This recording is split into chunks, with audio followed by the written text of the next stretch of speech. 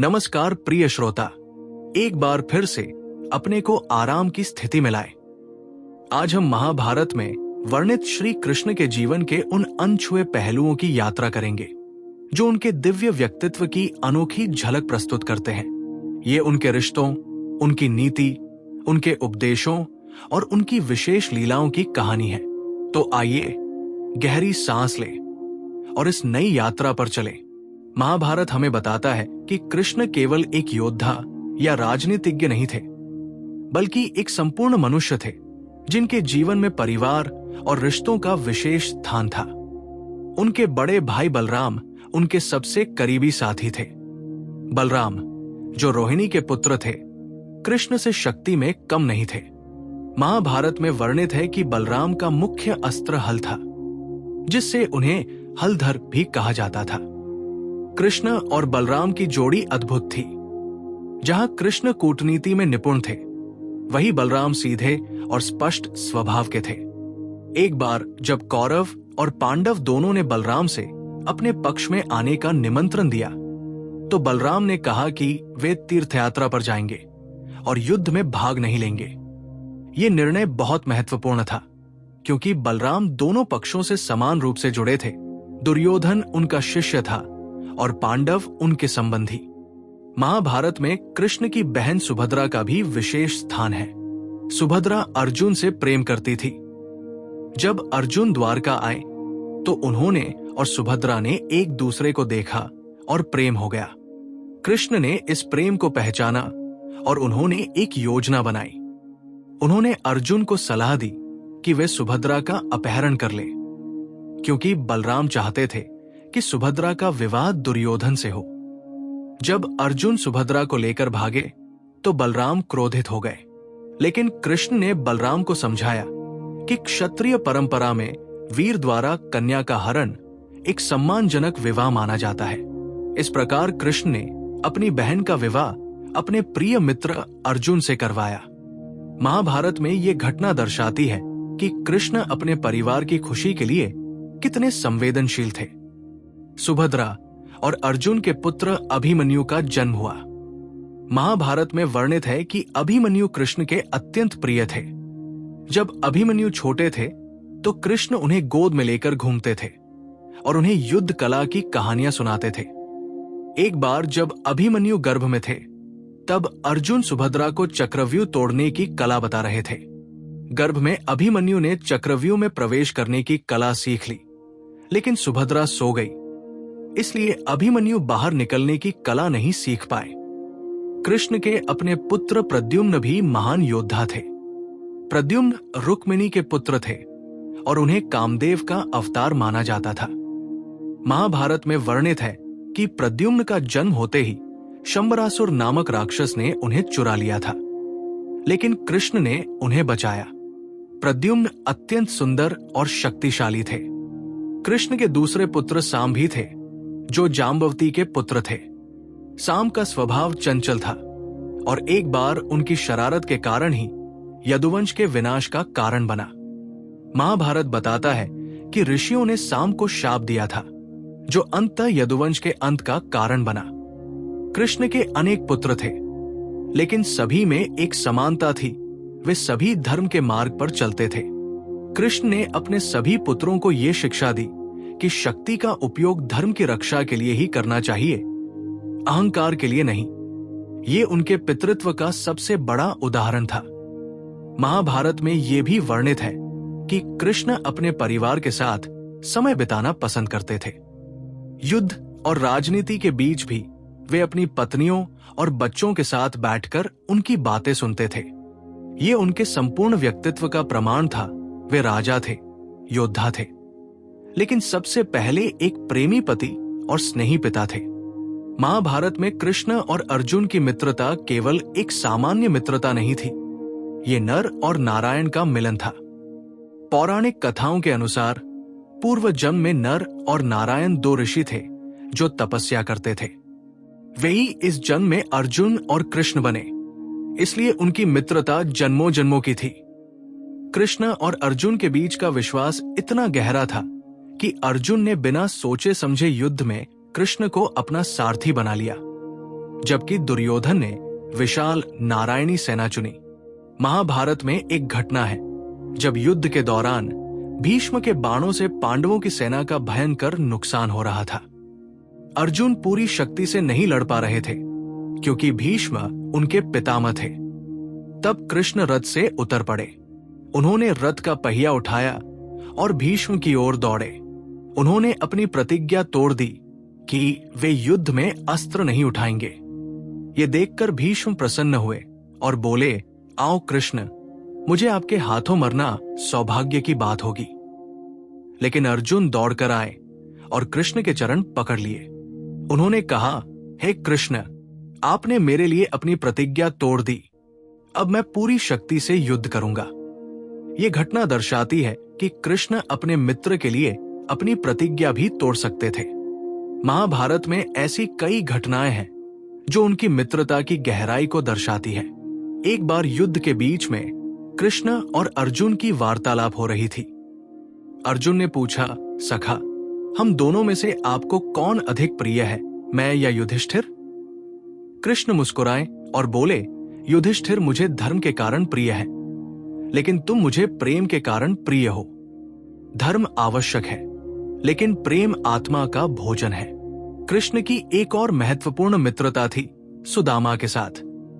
हालांकि महाभारत में सुदामा का विस्तृत वर्णन नहीं है, लेकिन ये उल्लेख है कि कृष्ण के गुरुकुल में एक मित्र था जो अत्यंत गरीब ब्राह्मण था। कृष्ण उसके साथ भी उतनी ही सहजता से मित्रता करते थे जितनी राजकुमार अर्जुन के साथ। यह दर्शाता है कि कृष्ण के लिए मित्रता में कोई भेदभाव नहीं था। महाभारत में द्रौपदी और कृष्ण की मित्रता भी अद्वितीय है। द्रौपदी कृष्ण को सखा कहती थी। यह संबंध केवल रक्षक और संरक्षिता का नहीं था, बल्कि दो समान आत्माओं की मित्रता था। एक बार द्रौपदी ने कृष्ण से पूछा, सखा, आपकी रानियां इतनी हैं, क्या आप सबको समान प्रेम दे पाते हैं? कृष्ण ने उत्तर दिया, सखी, प्रेम बांटने से कम नहीं होता, बल्कि बढ़ता है। जैसे एक दीपक से 1000 दीपक जलाए जा सकते हैं, वैसे ही प्रेम भी। द्रौपदी कृष्ण से अपने मन की हर बात कहती थी। जब चीरहरण के बाद द्रौपदी ने कृष्ण से पूछा कि उन्होंने पहले क्यों नहीं बचाया, तो कृष्ण ने स्पष्टता से उत्तर दिया।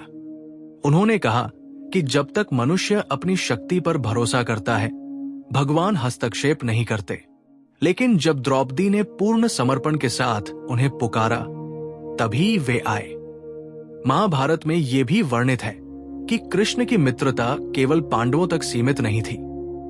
विदुर, जो धृतराष्ट्र के भाई थे, भी कृष्ण के मित्र और सलाहकार थे। विदुर अत्यंत बुद्धिमान और धर्मज्ञ थे। कृष्ण जब भी हस्तिनापुर जाते, विदुर के घर अवश्य जाते थे। विदुर की पत्नी साधारण भोजन बनाती थी, लेकिन कृष्ण उसे प्रेम से खाते थे। एक बार जब कृष्ण शांतिदूत बनकर हस्तिनापुर गए, तो दुर्योधन ने उन्हें राजमहल में भव्य भोजन का निमंत्रण दिया। लेकिन कृष्ण ने कहा, दुर्योधन, भोजन 3 कारणों से किया जाता है, भूख लगने पर, प्रेमवश, या कोई उद्देश्य पूरा करने के लिए। मुझे भूख नहीं है, तुम्हारे प्रति प्रेम नहीं है, और तुमसे कोई उद्देश्य भी नहीं है, इसलिए मैं विदुर के घर भोजन करूंगा। यह घटना दर्शाती है कि कृष्ण के लिए मित्रता और सत्य अधिक महत्वपूर्ण थे। कृष्ण की मित्रता का एक और उदाहरण है भीम के साथ उनका संबंध। भीम बहुत सीधे और भावुक स्वभाव के थे। कृष्ण उन्हें बहुत प्रेम करते थे। जब भीम क्रोधित होते, तो कृष्ण ही उन्हें शांत कर पाते थे। युद्ध में जब भीम दुर्योधन से गदा युद्ध कर रहे थे और हारने लगे, तो कृष्ण ने संकेत देकर भीम को याद दिलाया कि उन्होंने क्या प्रतिज्ञा की थी। मित्रता का यह स्तर अद्भुत था। महाभारत में कृष्ण को एक महान राजनीतिज्ञ और कूटनीतिज्ञ के रूप में दिखाया गया है। उनकी नीति हमेशा धर्म पर आधारित थी, लेकिन वे समय के अनुसार रणनीति बदलते थे। जब जरासंध ने अनेक राजाओं को कैद कर रखा था और वो इंद्रप्रसाद यज्ञ करने की तैयारी कर रहा था, जिसमें से राजाओं की बलि देनी थी, तो कृष्ण ने उसे रोकने की योजना बनाई। कृष्ण जानते थे कि जरासंध को युद्ध में हराना असंभव था, क्योंकि उसे एक वरदान था कि वो युद्ध में नहीं मारा जा सकता, लेकिन कुश्ती में उसे हराया जा सकता था। कृष्ण ने भीम और अर्जुन के साथ ब्राह्मणों के वेश में जरासंध के पास जाने की योजना बनाई। महाभारत में ये वर्णन है कि जब वे जरासंध के दरबार में पहुंचे तो जरासंध ने उनकी असलियत को पहचान लिया। जरासंध ने कहा, तुम ब्राह्मण नहीं हो सकते, तुम्हारे हाथों में धनुष के निशान हैं, तुम्हारी काया योद्धाओं जैसी है। तब कृष्ण ने अपनी असलियत बताई और कहा, हम भिक्षा मांगने आए हैं। जरासंध ने पूछा, क्या भिक्षा चाहिए? कृष्ण ने कहा, युद्ध। यह कृष्ण की कूटनीति का उदाहरण था। उन्होंने ब्राह्मण का वेश इसलिए धारण किया था क्योंकि ब्राह्मण की मांग को ना करना अधर्म था। जरासंध को युद्ध स्वीकार करना पड़ा, लेकिन चूंकि कृष्ण ब्राह्मण के वेश में थे, उन्होंने भीम को युद्ध के लिए आगे किया। महाभारत बताता है कि 13 दिनों तक भीम और जरासंध का कुश्ती युद्ध चला। जब भीम थकने लगे और जरासंध की शक्ति कम नहीं हो रही थी, तब कृष्ण ने एक तिनका उठाया और उसे बीच से फाड़कर दोनों तरफ फेंक दिया। यह संकेत था। भीम ने समझ लिया। उन्होंने जरासंध को पकड़ा और उसके शरीर को बीच से फाड़कर दोनों हिस्सों को विपरीत दिशाओं में फेंक दिया। जरासंध की मृत्यु हो गई। यह कृष्ण की नीति थी। उन्होंने बिना युद्ध किए केवल बुद्धि से एक असंभव कार्य संभव कर दिया। इस विजय के बाद सभी कैद राजाओं को मुक्त कराया गया। कृष्ण की एक और कूटनीतिक चाल महाभारत में तब दिखती है जब वे शिशुपाल के साथ व्यवहार करते हैं। शिशुपाल कृष्ण का चचेरा भाई था, लेकिन उनसे घृणा करता था। राजसूय यज्ञ में जब शिशुपाल ने कृष्ण को अपशब्द कहने शुरू किए तो कृष्ण शांत बैठे रहे। लोगों ने सोचा कि शायद कृष्ण डर गए हैं, लेकिन वास्तव में कृष्ण उसके अपराध गिन रहे थे। महाभारत में वर्णित है कि कृष्ण ने शिशुपाल की माता को वचन दिया था कि वे उसके 100 अपराध क्षमा करेंगे। कृष्ण अपने वचन के पक्के थे। जब शिशुपाल ने 100 अपराध पूरे कर लिए, तब कृष्ण ने सुदर्शन चक्र चलाया। ये उनकी नीति थी, धैर्य रखना और सही समय की प्रतीक्षा करना। कृष्ण की राजनीतिक समझ का एक और उदाहरण है जब उन्होंने युधिष्ठिर को राजसूय यज्ञ करने के लिए प्रेरित किया। उस समय युधिष्ठिर का राज्य छोटा था और वे संतुष्ट थे, लेकिन कृष्ण जानते थे कि भविष्य में कौरवों से संघर्ष होगा और उसके लिए पांडवों को शक्तिशाली बनना होगा। राजसूय यज्ञ करने से युधिष्ठिर सम्राट बन जाते और सभी राजा उनके अधीन हो जाते। महाभारत में यह भी दिखाया गया है कि कृष्ण अपने शत्रुओं को भी सम्मान देते थे। जब कर्ण की मृत्यु हुई तो कृष्ण ने कहा, कर्ण एक महान योद्धा था। यदि वो धर्म के पक्ष में होता तो युद्ध का परिणाम बहुत पहले तय हो जाता। ये उनकी उदारता और न्याय की भावना को दर्शाता है। कृष्ण की कूटनीति का सबसे बड़ा उदाहरण शायद यह है कि उन्होंने युद्ध में भाग लिए बिना केवल मार्गदर्शन से पांडवों को विजय दिलाई। उन्होंने हर कदम पर धर्म का पालन करते हुए भी व्यावहारिक निर्णय लिए। यही उनकी महानता थी। महाभारत में एक घटना है जब युद्ध के दौरान कृष्ण ने सूर्य को ढक दिया था। जयद्रथ को वरदान था कि एक दिन के लिए वो पांडवों को हरा सकता है। अर्जुन ने प्रतिज्ञा की थी कि यदि सूर्यास्त से पहले जयद्रथ को नहीं मारा तो वे आत्मदाह कर लेंगे। जयद्रथ छिपा रहा। जब सूर्यास्त होने वाला था तो कृष्ण ने अपनी योगमाया से सूर्य को ढक दिया। जयद्रथ सोचकर बाहर आया कि सूर्यास्त हो गया और अर्जुन मर गए होंगे। तभी कृष्ण ने माया हटाई और अर्जुन ने जयद्रथ का वध कर दिया। ये कृष्ण की नीति थी। महाभारत में भगवद गीता के अतिरिक्त भी कृष्ण ने अनेक स्थानों पर महत्वपूर्ण उपदेश दिए हैं। एक बार युधिष्ठिर ने कृष्ण से पूछा, हे कृष्ण, सबसे बड़ा धर्म क्या है?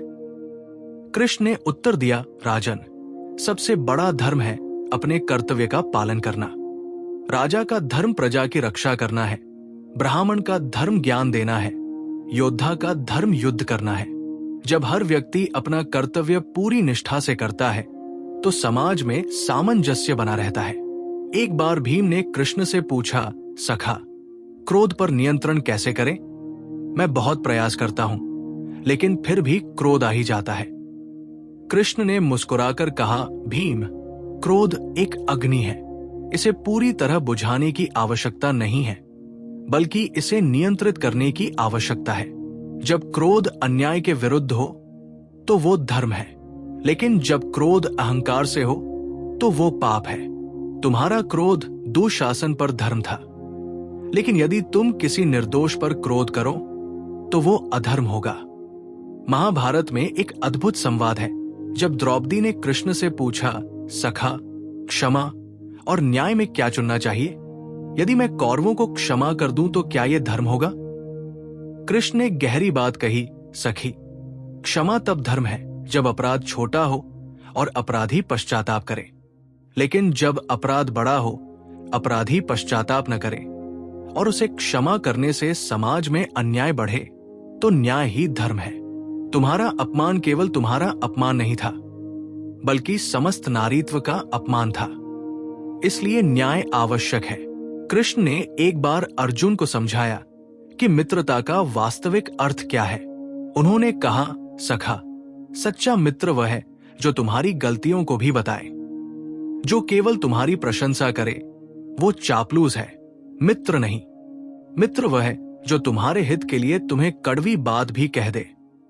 यही कारण था कि कृष्ण अर्जुन को कभी कभी कठोर शब्दों में भी समझाते थे। महाभारत में वर्णित है कि एक बार युद्ध के बाद युधिष्ठिर ने कृष्ण से पूछा, हे माधव, हमने युद्ध जीत लिया, लेकिन इतने लोग मारे गए, क्या ये जीत सार्थक है?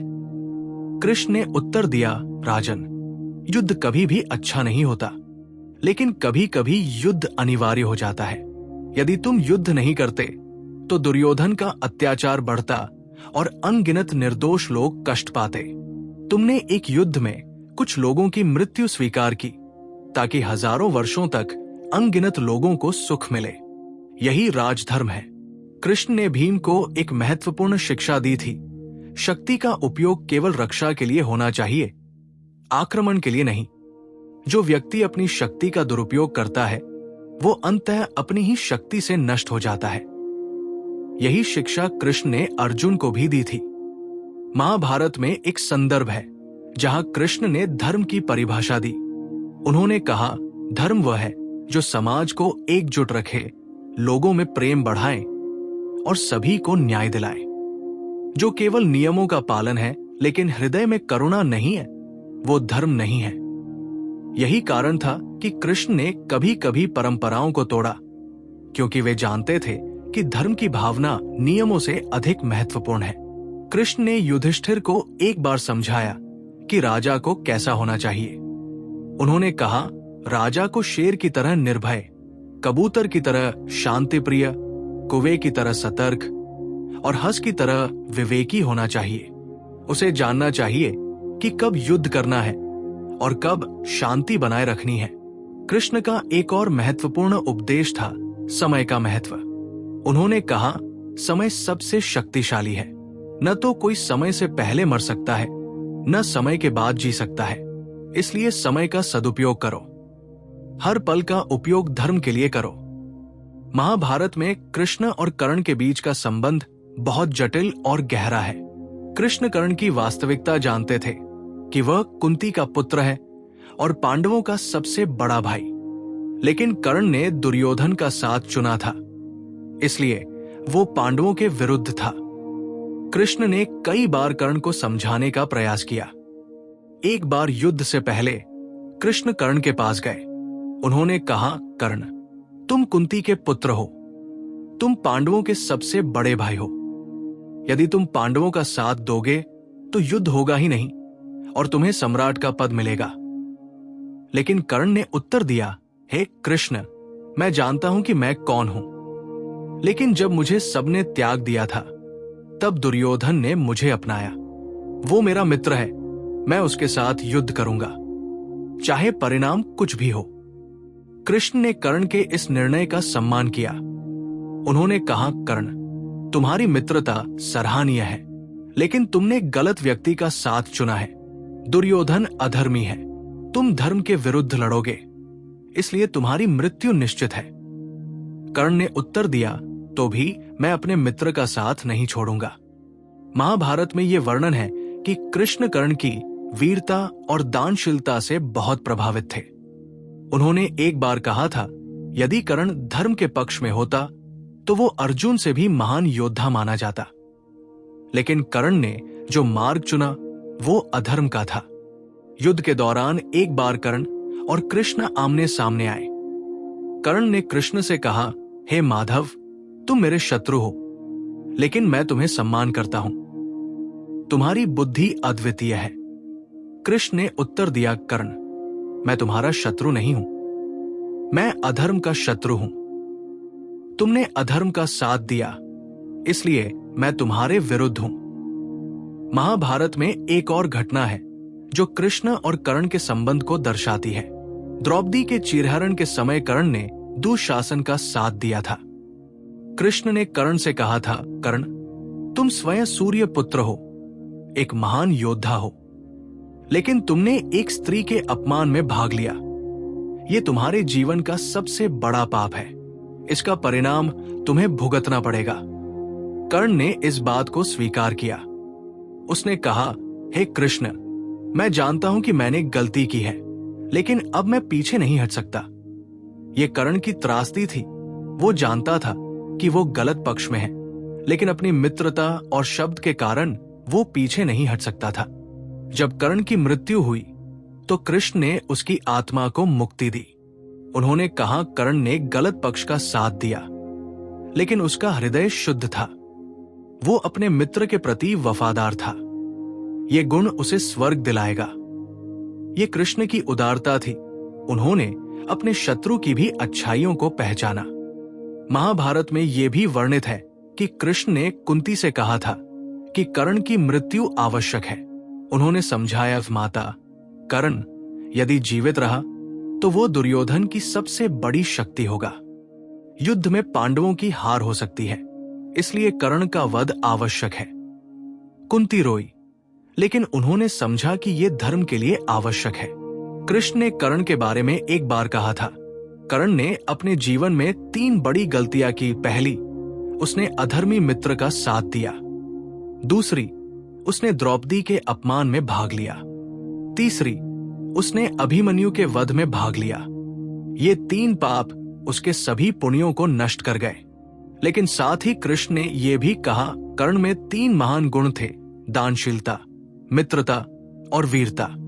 यदि वो धर्म के पक्ष में होता तो इतिहास में सबसे महान योद्धा होता। ये कृष्ण का संतुलित दृष्टिकोण था। वे अच्छाई और बुराई दोनों को स्वीकार करते थे।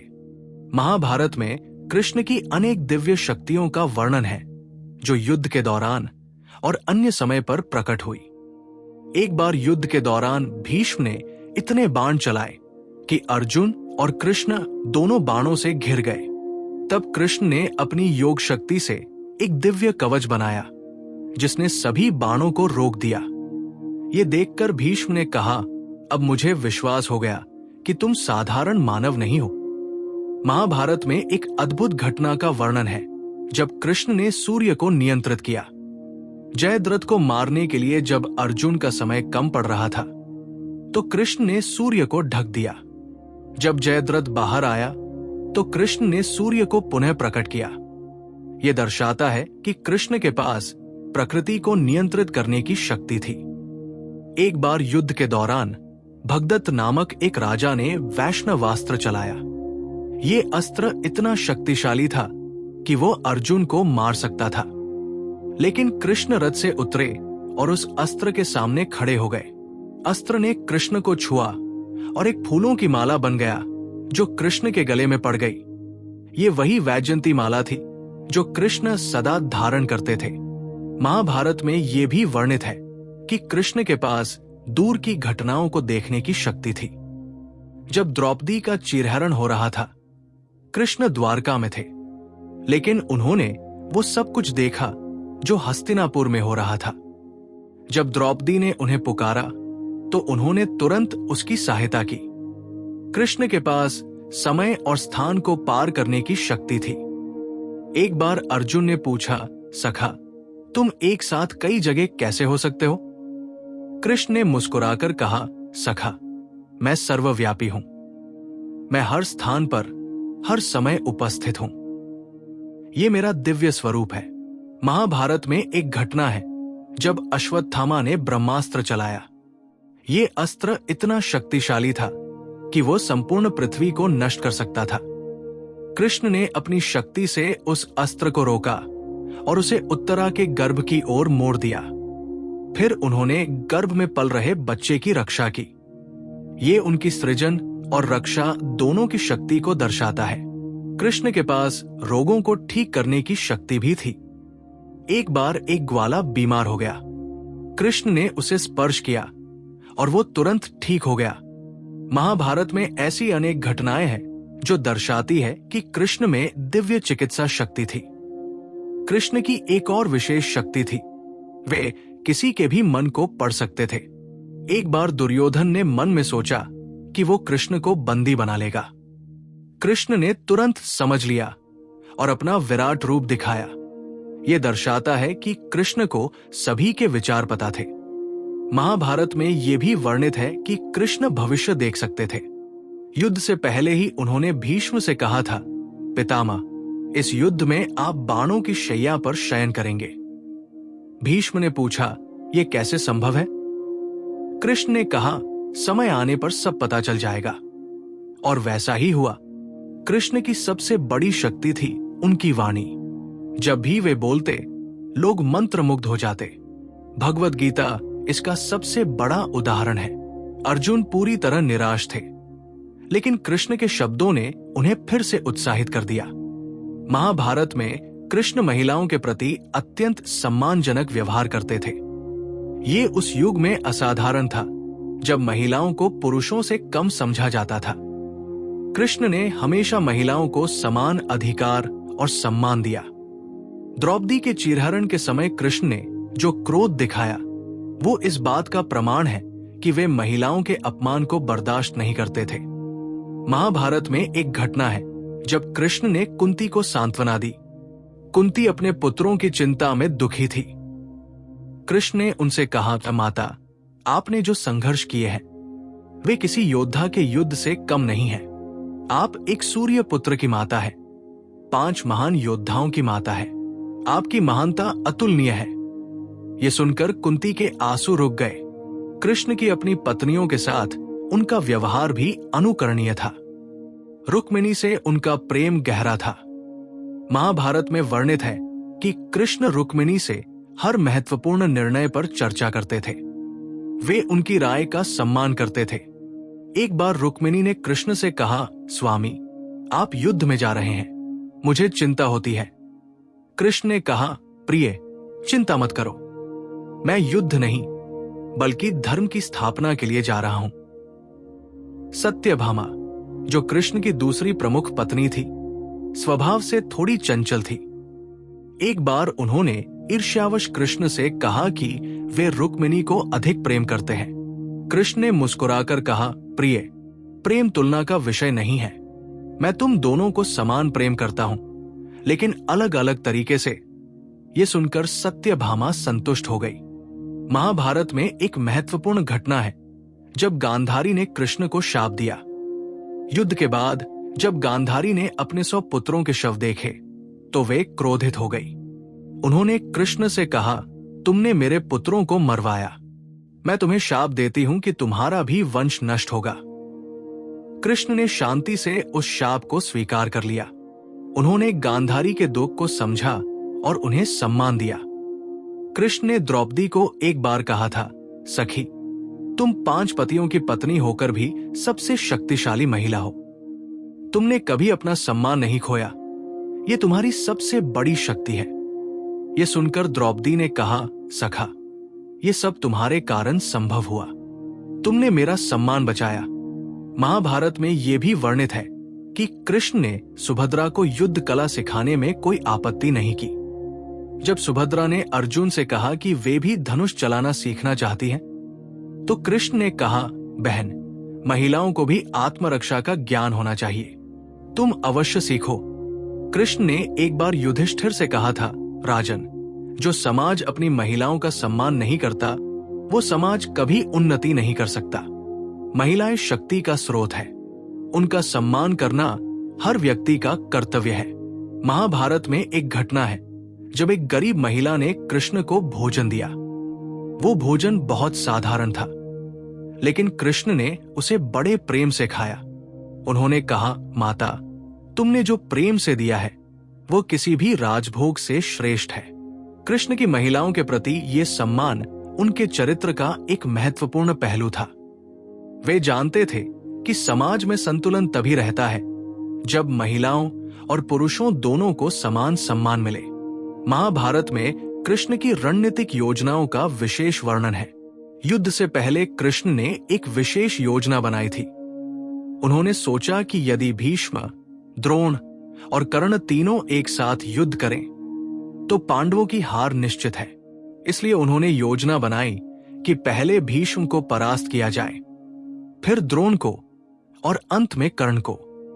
भीष्म के लिए कृष्ण की योजना शिखंडी पर आधारित थी। वे जानते थे कि भीष्म शिखंडी पर अस्त्र नहीं चलाएंगे। द्रोण के लिए उनकी योजना उनके पुत्र प्रेम पर आधारित थी और कर्ण के लिए उनकी योजना कर्ण के शाप और इंद्र के छल पर आधारित थी। महाभारत बताता है कि कृष्ण ने हर योद्धा की कमजोरी को पहचाना और उसका उपयोग किया। कृष्ण की एक विशेष योजना थी युद्ध के नियमों का उपयोग। उन्होंने देखा कि कौरव युद्ध के नियमों का पालन नहीं कर रहे हैं, इसलिए उन्होंने सोचा कि पांडवों को भी कुछ स्थानों पर नियमों से परे जाना होगा। यह विवादास्पद था, लेकिन कृष्ण का तर्क था कि जब अधर्मी नियमों को तोड़े तो धर्म की रक्षा के लिए नीति आवश्यक है।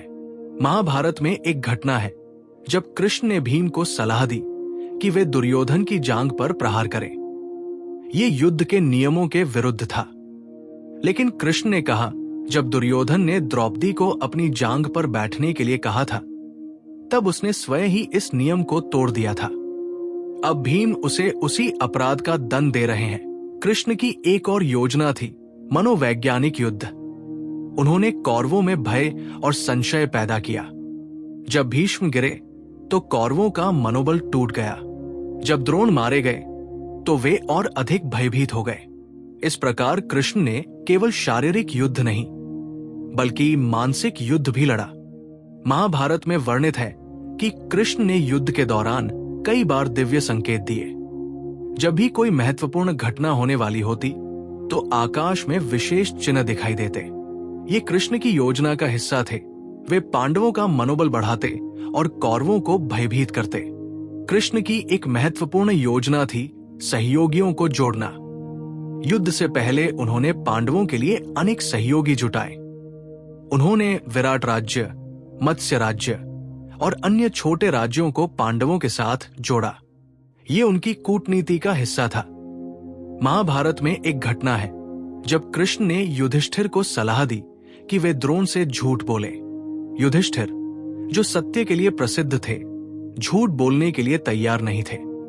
लेकिन कृष्ण ने समझाया, राजन, कभी कभी बड़े उद्देश्य के लिए छोटा अधर्म करना पड़ता है। यदि द्रोण जीवित रहे तो हजारों सैनिक मारे जाएंगे। एक झूठ से हजारों जीवन बचाना धर्म है। कृष्ण की योजनाओं में समय का चुनाव भी महत्वपूर्ण था। उन्होंने सूर्यास्त से पहले जयद्रथ को मारने की योजना बनाई। उन्होंने रात्रि युद्ध की योजना बनाई। उन्होंने हर युद्ध के लिए सही समय चुना। ये उनकी रणनीतिक बुद्धि का प्रमाण था। कृष्ण की सबसे बड़ी योजना थी अर्जुन को मानसिक रूप से तैयार करना। भगवद गीता इसी का परिणाम है। उन्होंने अर्जुन के सभी संशयों को दूर किया और उन्हें युद्ध के लिए तैयार किया। ये उनकी सबसे महत्वपूर्ण योजना थी। महाभारत में कृष्ण के आध्यात्मिक उपदेश भगवद गीता में तो है ही, लेकिन अन्य स्थानों पर भी उन्होंने गहरे आध्यात्मिक सत्य कहे हैं। एक बार युधिष्ठिर ने पूछा, हे कृष्ण, मोक्ष क्या है? कृष्ण ने उत्तर दिया, राजन, मोक्ष इच्छाओं से मुक्ति है। जब मनुष्य फल की इच्छा छोड़कर केवल कर्म करता है तो वो मोक्ष को प्राप्त करता है। मोक्ष किसी दूर स्थान में नहीं है, ये मन की एक अवस्था है। कृष्ण ने अर्जुन को समझाया कि ध्यान क्या है। उन्होंने कहा, सखा, ध्यान का अर्थ है अपने भीतर उतरना। जब तुम शांत बैठकर अपनी सांसों को देखते हो, अपने विचारों को देखते हो, तब तुम ध्यान में होते हो। ध्यान से मन शांत होता है और बुद्धि स्पष्ट होती है। महाभारत में एक संदर्भ है जहां कृष्ण ने भीम को समझाया कि क्रोध को कैसे शक्ति में बदला जाए। उन्होंने कहा, भीम, क्रोध एक ऊर्जा है। यदि तुम इसे नियंत्रित कर लो तो ये तुम्हारी सबसे बड़ी शक्ति बन सकती है। जब तुम क्रोधित हो तब गहरी सांस लो और सोचो कि ये क्रोध किस उद्देश्य के लिए है। यदि उद्देश्य धर्म है तो क्रोध का उपयोग करो। यदि उद्देश्य अहंकार है तो क्रोध को छोड़ दो। कृष्ण ने द्रौपदी को एक बार समझाया कि क्षमा और न्याय में संतुलन कैसे बनाए। उन्होंने कहा कि सखी, क्षमा एक महान गुण है, लेकिन यह कमजोरी का प्रतीक नहीं होना चाहिए। जब कोई तुम्हारा अपमान करे तो पहले उसे समझाओ। यदि वो न समझे तो उसे क्षमा करो, लेकिन यदि वो बार बार अपमान करे तो न्याय की मांग करो। क्षमा और न्याय दोनों का संतुलन ही धर्म है। महाभारत में वर्णित है कि कृष्ण ने युधिष्ठिर को कर्म और भाग्य के बारे में समझाया। युधिष्ठिर ने पूछा, हे माधव, कर्म और भाग्य में क्या अधिक शक्तिशाली है? कृष्ण ने उत्तर दिया, राजन, कर्म और भाग्य दोनों महत्वपूर्ण है। भाग्य वह है जो तुम्हारे पिछले कर्मों से बना है और वर्तमान कर्म तुम्हारे भविष्य का भाग्य बनाएंगे। इसलिए सदा अच्छे कर्म करो। कृष्ण ने अर्जुन को समझाया कि प्रेम और मोह में क्या अंतर है। उन्होंने कहा, सखा, प्रेम निस्वार्थ होता है और मोह स्वार्थी। प्रेम में तुम दूसरे की खुशी चाहते हो, मोह में तुम अपनी खुशी चाहते हो। प्रेम स्वतंत्रता देता है, मोह बंधन बनाता है। महाभारत में एक महत्वपूर्ण उपदेश है जहां कृष्ण ने बताया कि जीवन और मृत्यु एक ही सिक्के के दो पहलू हैं। उन्होंने कहा, मृत्यु अंत नहीं है, बल्कि एक नई शुरुआत है। जैसे हम पुराने कपड़े उतारकर नए कपड़े पहनते हैं, वैसे ही आत्मा पुराने शरीर को छोड़कर नया शरीर धारण करती है। कृष्ण ने युधिष्ठिर को समझाया कि सच्चा ज्ञान क्या है। उन्होंने कहा, राजन, ज्ञान केवल किताबों में नहीं होता। सच्चा ज्ञान अनुभव से आता है। जब तुम जीवन को जीते हो, गलतियां करते हो, उनसे सीखते हो, तब तुम ज्ञान प्राप्त करते हो। महाभारत में कृष्ण ने यह भी कहा कि सच्ची भक्ति क्या है। उन्होंने कहा, भक्ति का अर्थ है पूर्ण समर्पण। जब तुम अपने अहंकार को छोड़कर, अपनी इच्छाओं को छोड़कर केवल भगवान की इच्छा में चलते हो, तब तुम सच्चे भक्त हो।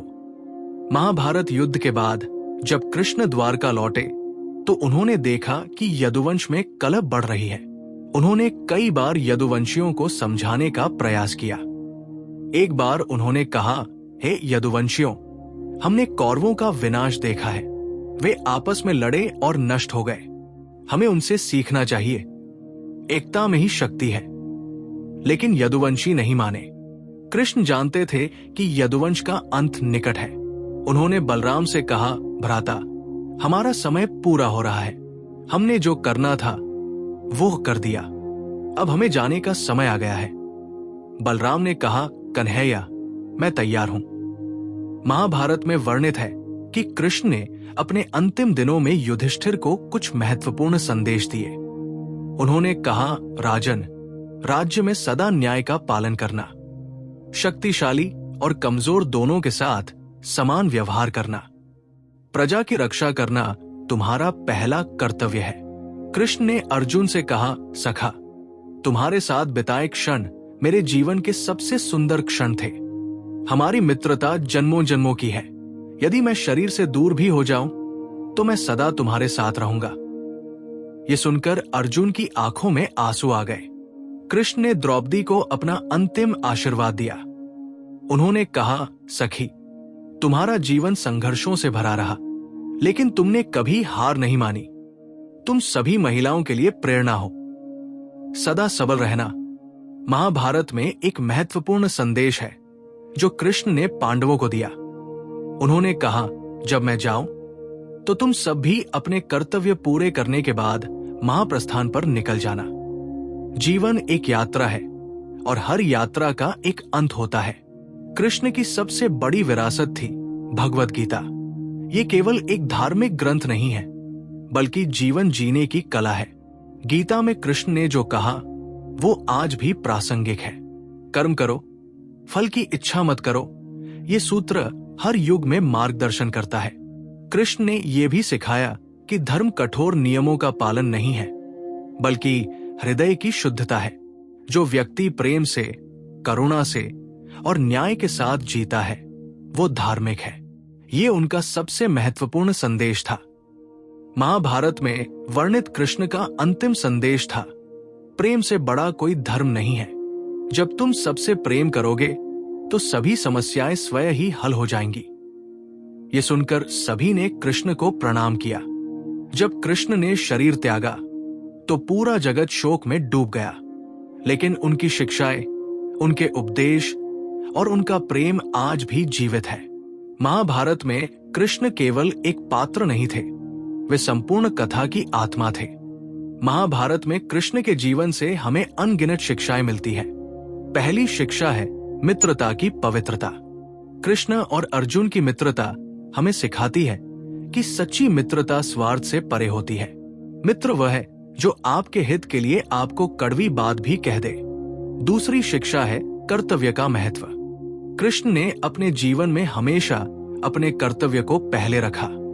चाहे वो गोकुल की रक्षा हो, पांडवों की सहायता हो या धर्म की स्थापना, उन्होंने सदा अपने कर्तव्य का पालन किया। तीसरी शिक्षा है धैर्य की शक्ति। कृष्ण ने शिशुपाल के 100 अपराध धैर्य से सहे। यह हमें सिखाता है कि क्रोध में जल्दबाजी नहीं करनी चाहिए। धैर्य रखें और सही समय की प्रतीक्षा करें। चौथी शिक्षा है विनम्रता।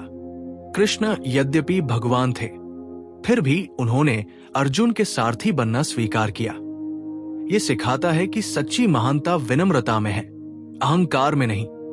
पांचवी शिक्षा है प्रेम की महानता। कृष्ण का प्रेम सर्वव्यापी था।